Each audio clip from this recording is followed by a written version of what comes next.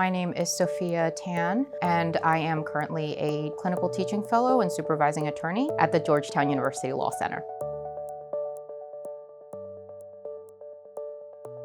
I first grew up in an immigrant family in Philadelphia or outside of Philadelphia, and my family always told me you argue a lot, so you should be a lawyer. So that was always something I thought about. And then after I graduated college, when the recession hit and decided to look for a job, my first job was at a preschool in Philadelphia's Chinatown. So there I really got to see the majority students and families who are Chinese navigating systems that were very complex and really challenging when it comes to individuals whose primary language is not English. So seeing that and having it resonate with my own personal background and understanding more as an adult the challenges my family experienced navigating these systems to provide us a good quality education made me very passionate about figuring out how I could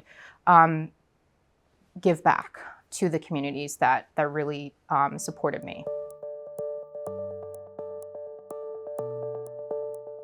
Having work experience in advance, I think, was helpful because I knew how to, situate myself in different spaces and find, the group of people I could connect with. I also, prior to law school, I completed a year at Sanford, the School of Public Policy, because I was a dual degree student receiving a master's in public policy and a JD at the same time.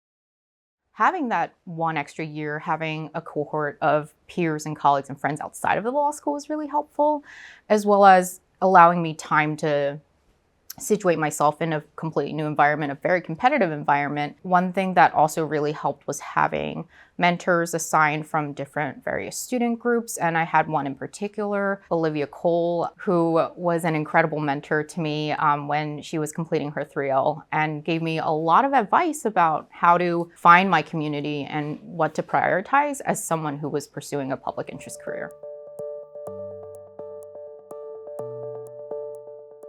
Yeah, so I took the courses I wanted to after completing my 1L year, and in particular focused on courses that would help me practice in education law or something interfacing with young people's rights, children's rights. So I did take admin law and things like that, but it was the experiential courses that were really helpful in shaping and my path, and also being able to find the community that I needed in the law school. So Professor Ann Gordon's classes, I know she has a movement lawyering class, and I wish that was there when I was a law student. I took the social justice lawyering class. I had 2 externships. I completed 2 clinics. I really leaned in to those types of public interest and pro bono opportunities. And the public interest office, I do want to shout them out, were incredible in cultivating a community for us and also connecting us to the resources and our peers that we were able to share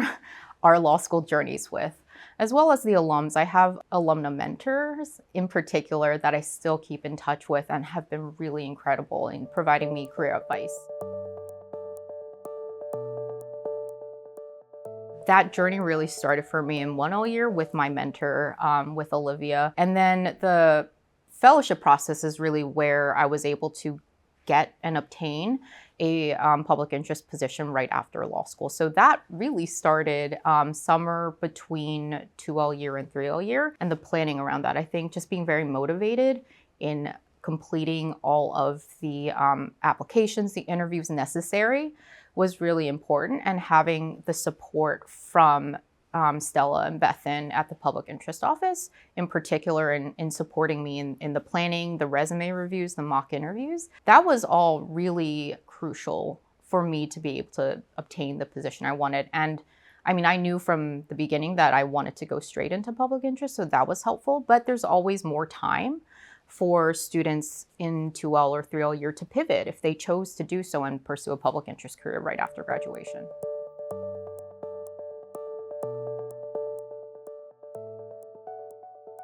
The timelines, the deadlines for some of these fellowships, they waver. They go on for months and sometimes years. I know I had a colleague who received an EJW fellow when I was working at my first job after law school, who received notice that they got the EJW fellowship, I think in April, and this is a 3L. So these things happen. I think you just have to be very certain of your path, the values you're holding, and why you're pursuing a public interest career, and reach out to the office. The Bridge to Practice program is incredible. I've had mentors who also benefited from that program as well. So there are supports out there. And just maybe not, if you're not embracing the uncertainty, at least acknowledge that there will be uncertainty for any public interest position. I experienced that even within the 5 years since I graduated from Duke Law.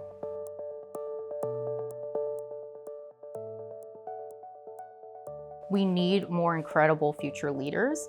And that's really what's motivating for me. And that comes sort of pulling back more from the public policy side of my experience is the fact that systems need to change. And we need to figure out ways to do that. And I think the more people we bring in with those lived experiences, with those different backgrounds, and make this environment accessible and affirming, that's really what gets me motivated. And even in public service spaces outside of an institution, I want there to be more opportunities for people to be able to advocate for themselves and have agency over their lives, which is not something we experience currently. So that's really what's motivating for me. And I've shifted that in my clinic work now to making sure that our future lawyers are feeling supported and feel like they can enter these spaces ready, not to just care for the world and care for the social justice movements they decide to work on, but also for themselves.